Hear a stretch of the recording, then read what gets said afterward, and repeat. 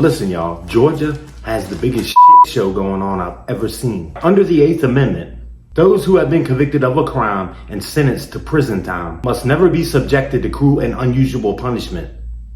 That's the 8th Amendment. Federal prosecutors have indicted 23 individuals in Georgia for smuggling drugs and cell phones into state prisons using drones. The indictments, unsealed in U.S. District Court, resulted from a multi-agency investigation dubbed Operation Night Draw. The investigation revealed two interconnected networks involving prison inmates and external conspirators.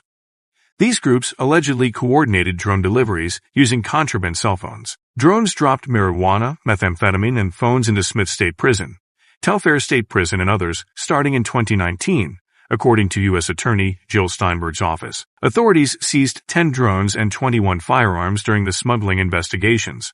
This is what provoked the federal government to opening an investigation into the Georgia Department of Corrections back in August. Assistant Attorney General Kristen Clarke, who oversees the Department of Civil Rights Division, said the investigation will focus on harm to prisoners resulting from prisoner-on-prisoner violence and look into the abuse of gay, lesbian, and transgender inmates by prisoners and staff. Of course, the GDC spokesperson put a statement out denying any wrongdoing. Lori Benoit said in an email, the GDC is committed to the safety of all inmates in custody and denies that it has engaged in a pattern or practice of violating prisoners' civil rights or failing to protect them from due harm. Is this lady stupid or what, man?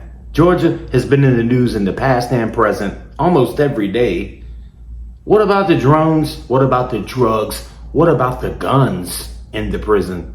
Come on, lady. This commitment includes the protection of lesbian, gay, bisexual, transgender, and intersexual LGBTI prisoners from sexual harassment, sexual abuse, and sexual assault. If the investigation reveals there is a reasonable cause to believe there is a systematic constitutional violation, the Justice Department will provide written notice of any violations along with supporting facts and minimal remedial measures, Clarke said. She added that the department would work with the state to establish solutions. Clarke said the Justice Department is committed to trying to address the effects of prison staff shortages, inadequate staffing, training, and the lack of accountability. Clarke noted that understaffing can lead to inadequate supervision and violence, and also block people from medical and mental health treatment. Without adequate mental health treatment, people with mental health problems might harm themselves or commit suicide. These effects are compounded when people are placed in lockup, solitary confinement, or isolation. The Justice Department investigation was prompted by an excessive review of publicly available records and data and other info, Clarke said. Things considered were concerns from citizens,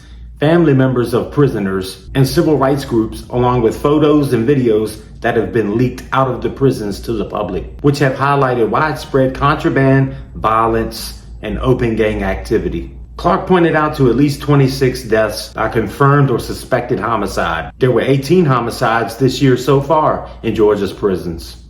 That's crazy. Beside the homicides, there's numerous other violent acts and incidents, such as stabbings and beatings. In April, the Justice Department filed a brief in a lawsuit filed by a transgender woman who was housed in an all-male prison. It stated that the Constitution requires prison officials to keep transgender prisoners reasonably safe from substantial risk of harm and provide them adequate medical care. Sarah Tantanchi, executive director at the Southern Center for Human Rights, filed a lawsuit last month challenging the solitary confinement practices in Georgia and said she is grateful for Justice Department intervention. Wow, they must have actually helped do something. She stated, "In my 20 years, I have never seen the prisons in such crisis. I have never seen this level of violence, of illness, and of apathy from management." Josh McLaurin, a Sandy Springs Democrat, has spoke out about the problems in the Georgia prisons and said he is frustrated with the lack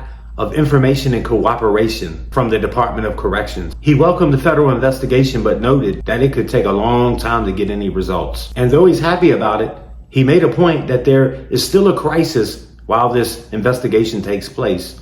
So the Georgia Department of Corrections needs to use every tool in its arsenal to do what it can now.